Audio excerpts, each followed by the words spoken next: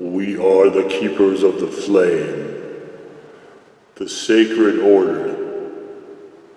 Let the ceremony begin.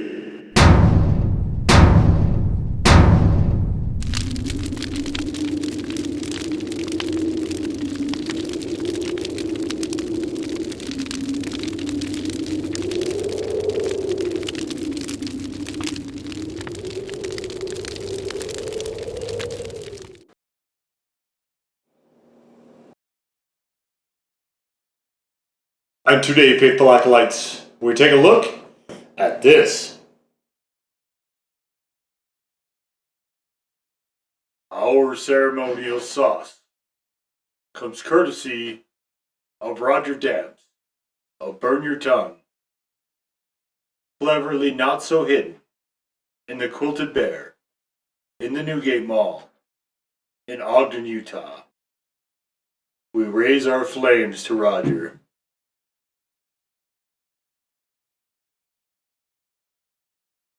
The hallowed shelves of Burn Your Tongue now hold over 700 sauces, making Burn Your Tongue one of the largest sauce purveyors anywhere. If you're a chili head, you must make the pilgrimage. You can also find Roger on Facebook at the link in the description below.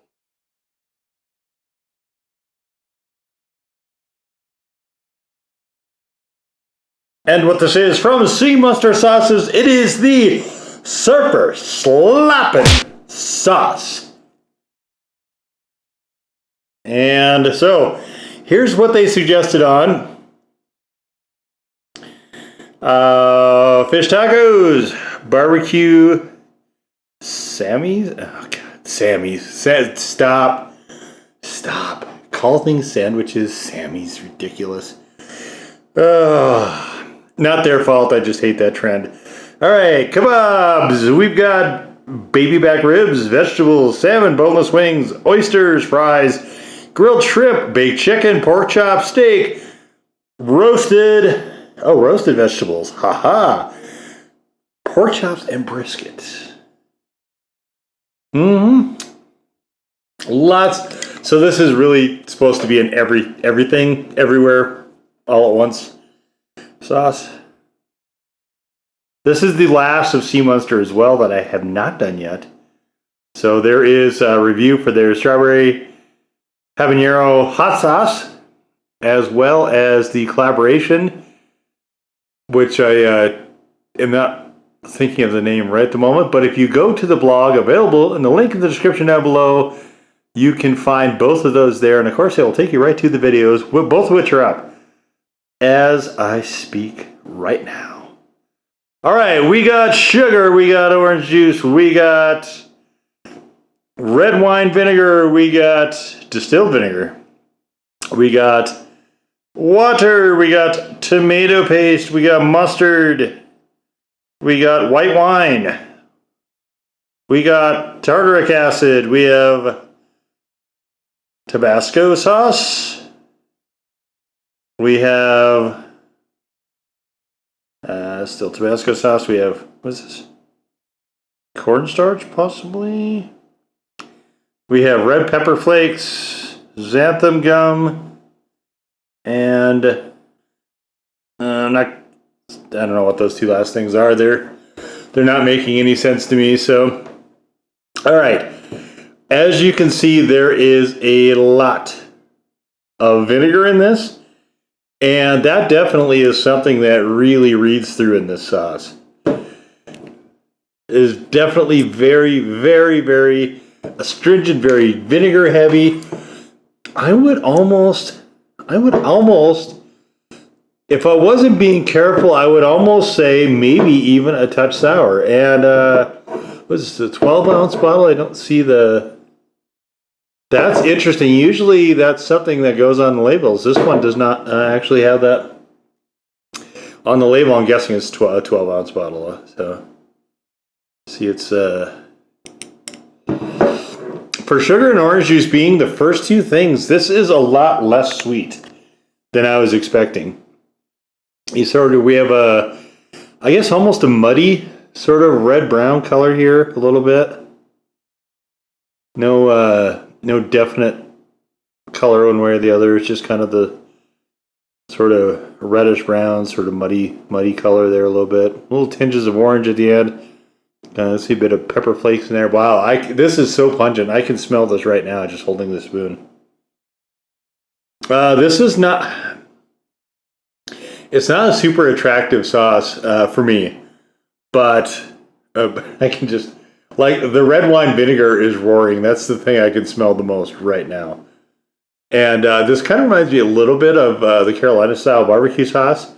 And that will play into this video here, actually, in a little bit. But I have tried this as a grilling sauce. I didn't find that to be a favorable use of this. And I think really what this comes down to is we really need something high fat to combat this. So anyway, let's get into this.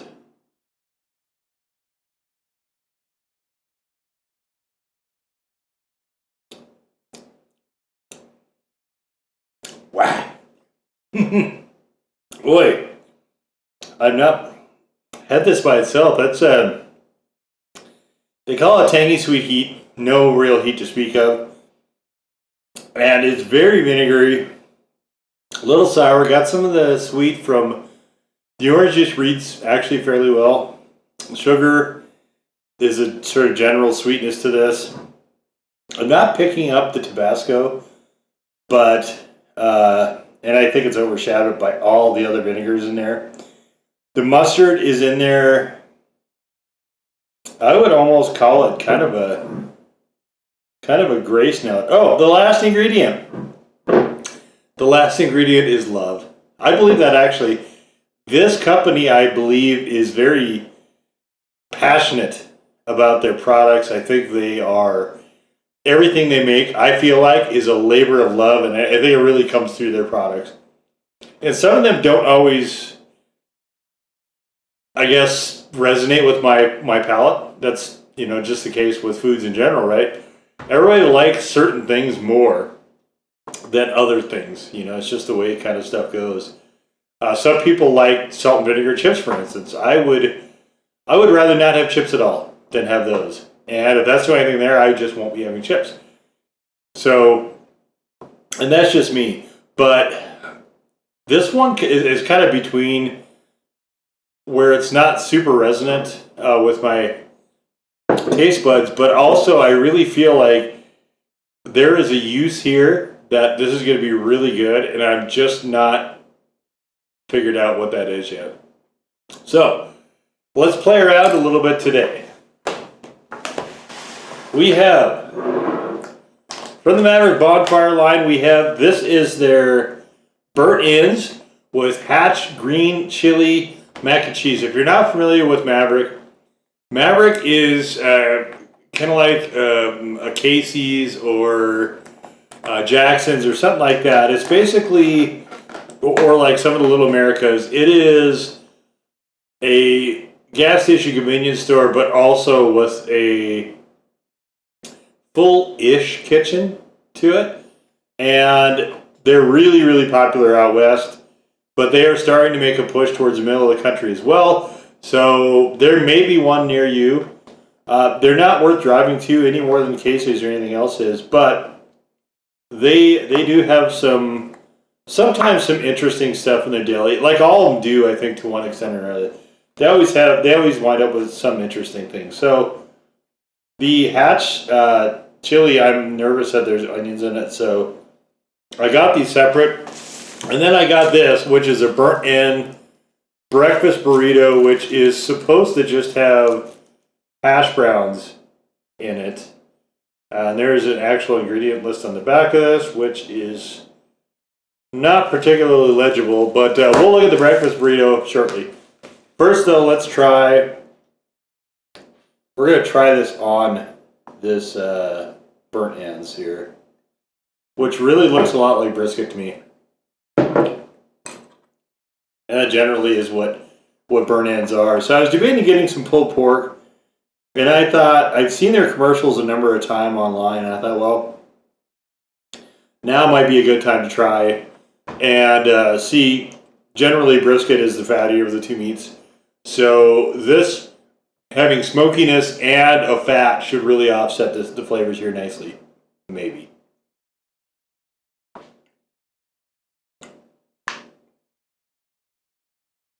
Not bad.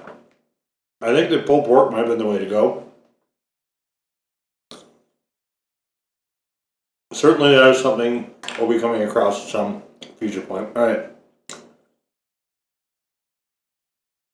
Let's try this mac and cheese. Well, I don't know about this.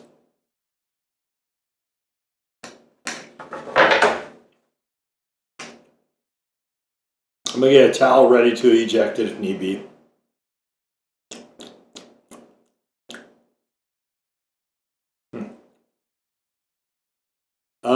No. Seems like it's a relatively pedestrian mac and cheese. I do like the hatch chili in there though, that's really good. This mac and cheese is probably better, if I'm being honest here, than the brisket is. Wow, didn't expect that. This is what they call a bowl. This little dish right here, $7. This was $6. Now let's try a little bit of that in the mac and cheese.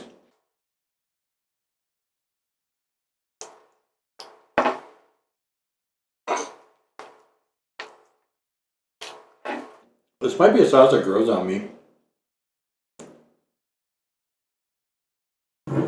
So it's produced in North Kakalaki, but Sea Monster, I don't know if they're by a coast. I can't remember where they are. I thought they were somewhere in the eastern United States, but I don't remember exactly.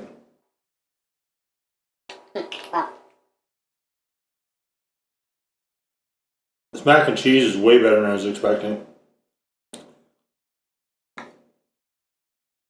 And here I am, mixing the two together when I'm supposed to be trying to see how this sauce is on mac and cheese. Mac and cheese is not listed, but again, mac and cheese is a heavy, rich food.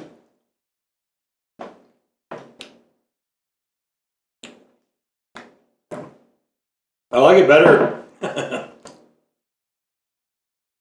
I like it better on the mac and cheese than I do on the brisket. But high vinegar and beef I don't always love. What else did they want this on? I mean, they say barbecue sandwiches.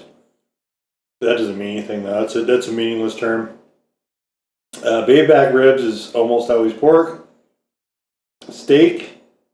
Well, actually, brisket is listed here, as is steak. Steak and brisket, I'm not in love with. I'm not thinking that's the winner. Very good on mac and cheese though. All right.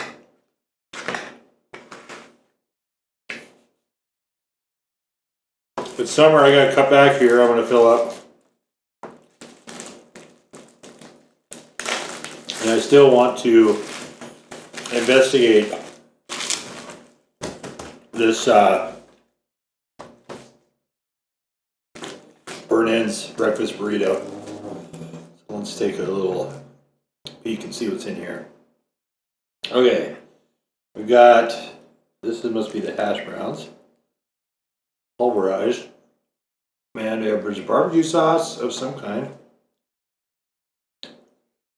Barbecue sauce, hash browns, and brisket. Alright, so I'm not going to layer in this sauce right this second. Instead, what we're going to do is I'm just going to try it without it.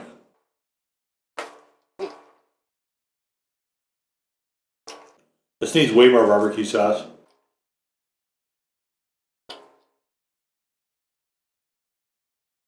Alright. this is better than that. Sort of. The combination here with the tater tots that are annihilated and this brisket is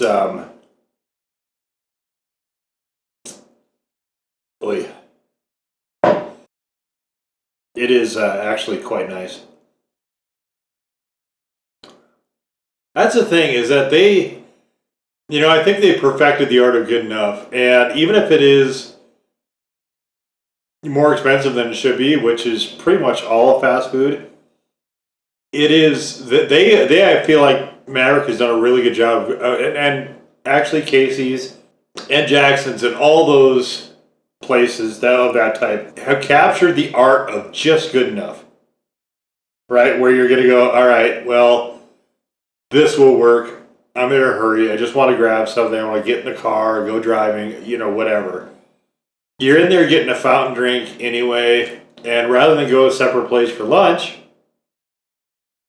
if you're traveling in particular, you're just like, nah, I'll just get and hit it,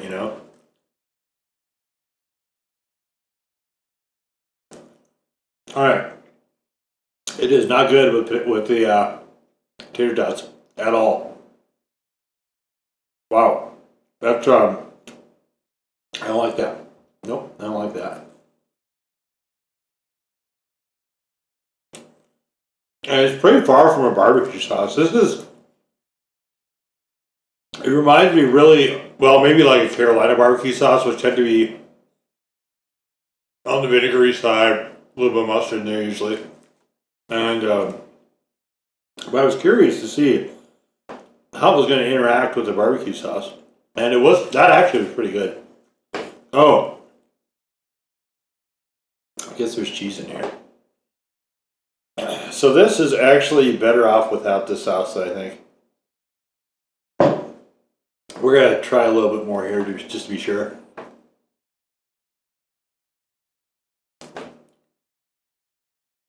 There is no heat to speak of, though. This is a really tame sauce.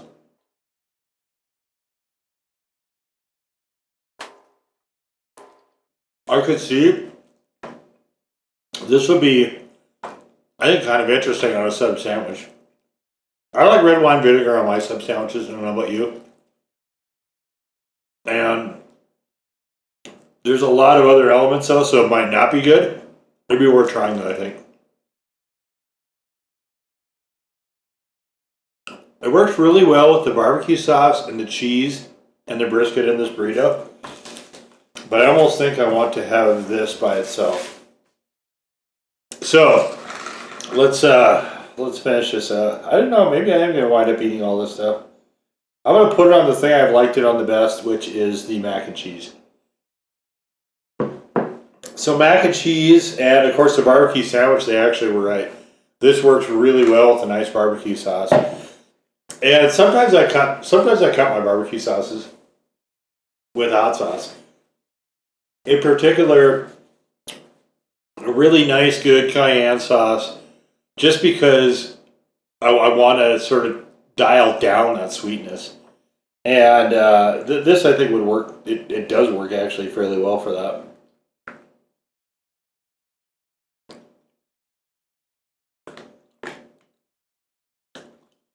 Hatch mac and cheese is a really smart idea. Sometimes they hit some really cool stuff at Maverik.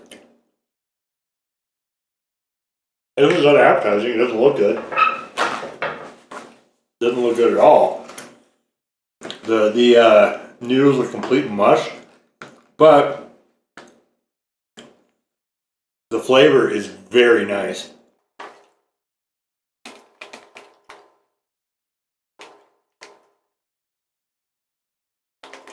Slappin sauce is pretty cool.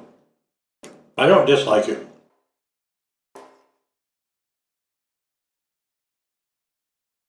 It's certainly one of the more unique concoctions I've ever had. I feel like it'd be really good on fried seafood, like a nice shrimp basket, some fish. I do need to try it on pulled pork still. Pork, I think, lends itself a lot better to sort of vinegar-based astringent sauces in general.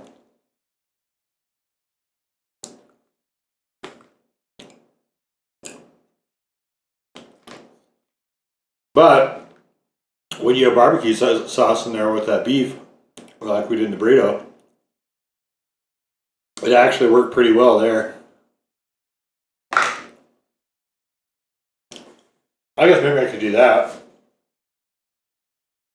Just sauce one section of the burrito and leave the other half alone. But I think no. I think we will. I think we got a good handle on this.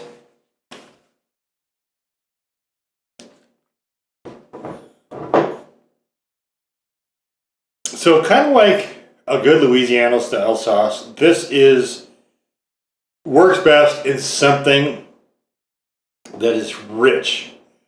Smokiness helps as well, or if you have something that's very sweet and you want to cut that, I mean, just really anywhere you'd use it as a cayenne style sauce is where I think this does actually pretty well. I will give this, in terms of heat, I'll give it a default 1. I won't give it a legit 1 because it is not hot at all like that. I'm still trying to find how many ounces this bottle is, and I don't think I'm going to find that answer. Could be 12, could be 15 ounce. I mean, it's a, for what it is, I think it's actually a pretty nice sauce. Certainly very unique, very interesting, but definitely the astringency is extreme.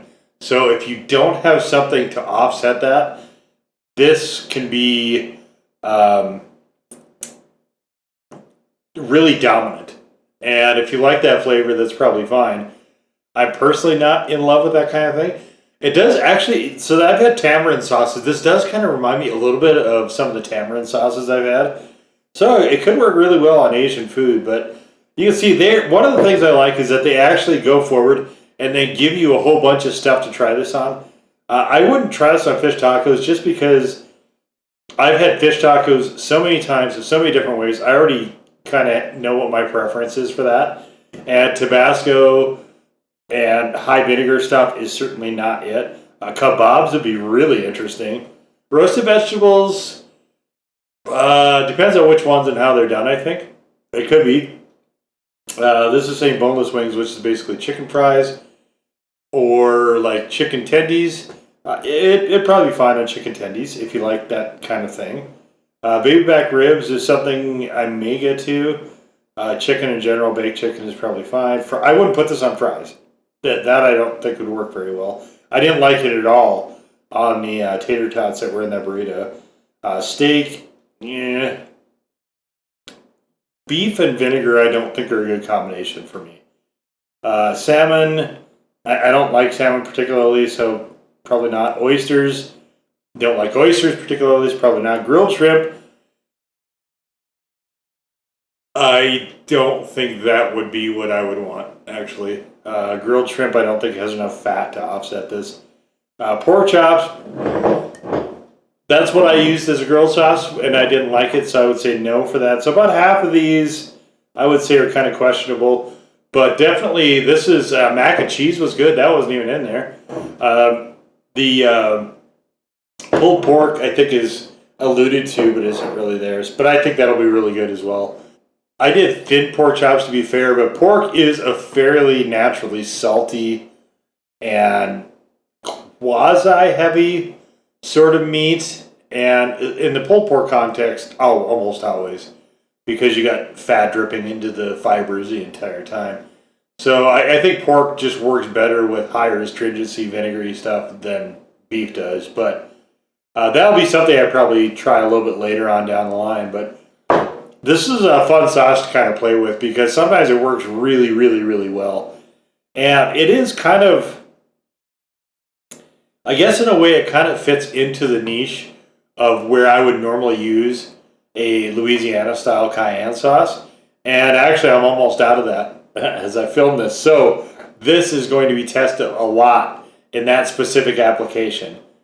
because I think it will actually fit into that mold fairly well, even though it is sweeter generally than the Louisiana-style canned sauces go. It definitely has a really punchy, very, very prominent vinegar aspect to it as well. So anyway, there it is. The Sea Monster Surfer Slappin' Sauce. Now go forth in peace to serve the flame.